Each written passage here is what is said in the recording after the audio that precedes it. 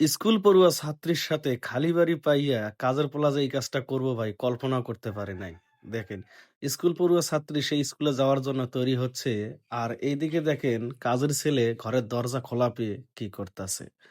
মানে আমি ভাবতেও পারিনি যে আসলে দুধ কলা দিয়ে কালসাপ পুষলে এই ধরনের কাজই হয়। একটা কথা সবসময় মনে রাখবেন, আমরা বাড়িতে যত কাজের লোকে রাখি না কেন, সব কাজের লোকে কিন্তু বিশ্বস্ত হয় না। যেমন এই কালপিট। দেখুন কালপিট ঘরের দরজা খোলা পেয়েছে এবং সে ভালোভাবে দেখতেছে কি করা যায়। সে দেখলো যেহেতু সে স্কুল ড্রেস পরতেছে, এটা দেখে তার মাথা ঠিক নাই। সে এখন দেখতে চাচ্ছে যে বাড়িতে কেউ আছে কিনা। আর কোনো সদস্য যদি না থাকে অমনি সে তার মনের যে খায়েশ সেটা পূরণ করবে। সে বরাবরই চলে গেল মেইন দরজায় এবং দরজাটা সে খুলল। খুলে দেখতাছে যে আসলে বাহিরে কেউ আছে কিনা। কারণ সে জানে স্কুল পড়ুয়া মেয়ে যদি চিৎকার দেয়। এইজন্য সে এখন গিয়ে দেখলো, ক্লিয়ার হলো মোটামুটি যে দরজার বাইরে কেউ নেই। একটু পরে সে যে কি করবে আপনারা কল্পনা করতে পারবেন না ভাই।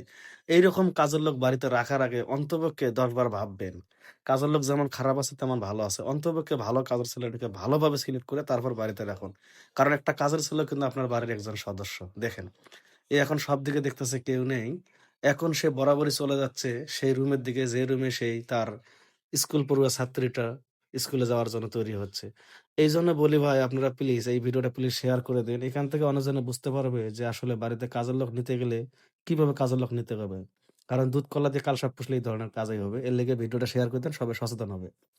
এবার দেখেন, সে এখন চিন্তা করতেছে না, আগে এই ঘরের দরজাটা লাগিয়ে দেই। দেখেন, সে আবার ঘরের দরজাটা লাগিয়ে দিচ্ছে। ভাই প্লিজ ভাই ভিডিওটা শেয়ার করে দিয়েন ভাই। কারণ এখান থেকে সবাই বুঝতে পারবে যে আসলে এই ধরনের কাজের লোককে বাড়িতে রাখাটা কতটা সমস্যা হতে পারে। দেখেন, সে এমনভাবে আস্তে চোরের মতো আসতেছে, মানে বোঝা যাচ্ছে না যে সে এই কাজটা করতে পারে। দেখেন, এবার এসে দেখেন সে কি করবে কল্পনা করতে পারতেছে না। মানে অনেক চিন্তা ভাবনা করে মনে একবার সাই দিচ্ছে, একবার সাই দিচ্ছে না। মানে এর মধ্যেই সে আপু ধরে ফেলে। পরে দেখেন, "কিরে তুই এখানে কেন?" তখন সে বলতেছে, "না আসলে আমি এসেছিলাম এই খাটটা ঝাড়ু দিতে, খাটটা পরিষ্কার করতে।" মানে সে এখন ৬-৯ বুঝাচ্ছে। এখন স্কুল পড়ুয়া আপু সেও কিন্তু স্মার্ট, যেহেতু শিক্ষিত মেয়ে। সে বলতেছে, "আরে শোন, আমি জানি তুই এই রুমে আসবি। এইজন্য তো আমি ঘরের দরজা খুলে রেখেছি। বুঝতে পেরেছিস? তোকে দেখানোর জন্য। তুই যেন আমাকে দেখিস।"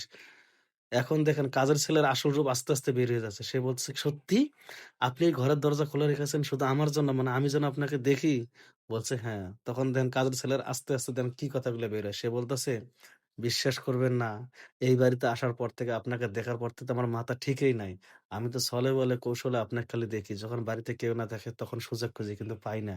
কিন্তু আজকে তো পেয়ে গিয়েছি। তাহলে একটা কাম করেন, আপনি আমার মনের আশাটা পূরণ করেন না প্লিজ।" এখন দেখেন সেই স্কুল পড়ুয়া আপু কত স্মার্ট ভাবে বলতেছে, "সত্যি? তুই আমাকে পছন্দ করিস?" বলছে, "হ্যাঁ।" তা বলতেছে, "ঠিক আছে তাহলে আর দেরি করিস না, আয়।" দেখেন এর মধ্যে দেখেন একটা ধাক্কা দেবে। দিয়ে বলছে, "কি? তুই কি ভেবেছিস, হ্যাঁ? তোর মতো সামান্য একটা কাজের লোক এই বাড়িতে কাজ করে খাস, আর তুই কিনা আমার ভাবতেও ঘৃণা লাগতেছে যে তোর মতো কাজের লোককে আব্বু সিলেক্ট করেছে কিভাবে। দাঁড়া আমি আব্বুকে এখনই ডাক দিচ্ছি।" এবার দেখেন সে তার কান ধরতেছে, মাপ চাচ্ছে যে, "আপু আমি আর জীবনে এই ধরনের কাজ করবো না, আপনি আমাকে মাফ করে দেন।" দর্শক প্লিজ ভিডিওটা শেয়ার করে দিয়েন ভাই। তাহলে এখান থেকে এরকম হাজারো পরিবার মানে অন্তপক্ষে ভালো একটা কাজের লোক পাবে। আর কিছু কাজের লোক আছে যারা ভালো, এইসব খারাপ কাজের লোকের কারণে তাদের বদনাম হয়। বুঝতে পারছেন ভাই? প্লিজ ভিডিওটা শেয়ার করে দিয়েন।